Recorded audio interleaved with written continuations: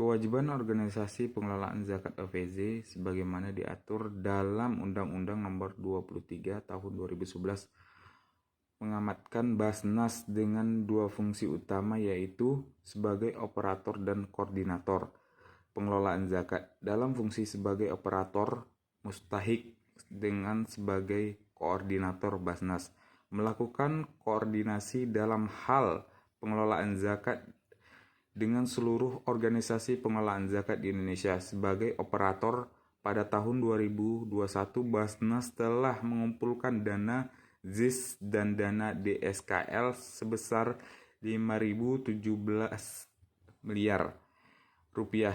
Angka ini meningkat sebesar 34% jika dibandingkan dengan jumlah pengumpulan tahun sebelumnya.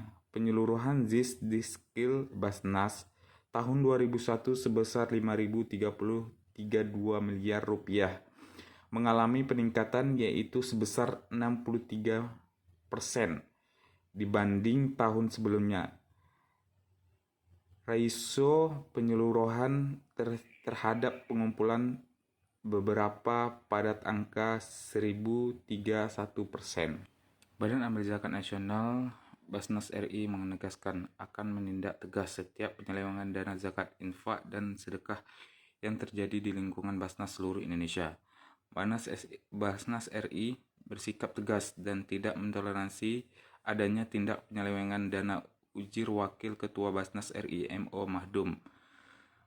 Mahdum mengatakan Basnas RI sebagai operator dan koordinator zakat nasional terus meningkatkan standarisasi pengelolaan zakat menuju arah yang lebih baik. Menurut hubungan Basnas pusat daerah tidak struktur, masing-masing daerah mengelola dana secara mandiri, hingga dana yang dikumpulkan oleh Basnas di daerah dikelola langsung oleh Basnas di daerah tersebut. Kami selalu berupaya penuh bagaimana menjaga kepercayaan publik, karena untuk menjadi kunci utama mensukseskan berbagai program yang digulirkan Basnas RI untuk kesejahteraan umat. Berkaca pada kasus penyelewengan dana di Bengkulu Selatan yang terjadi 3 tahun lalu, Basnas RI berkomitmen untuk terus melakukan perbaikan secara menyeluruh.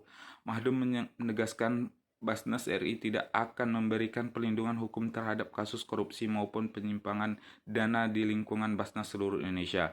Sejak awal tahun, kasus Bengkulu memuka Basnas RI terus berkoordinasi dengan menegakkan hukum. Basnas Kabupaten Bengkulu Selatan juga telah memberikan tersangka khusus tersebut pada tahun 2020. Agar tidak terjadinya fitnah, maka kasus ini harus diselesaikan secara tuntas dan transparan. Basnas RI sebagai lembaga pemerintahan konstruktural yang ditugaskan untuk mengelola dana zakat, infak, dan sedekah memegang teguh prinsip 3A, yakni aman syar'i, aman regulasi, dan aman NKRI.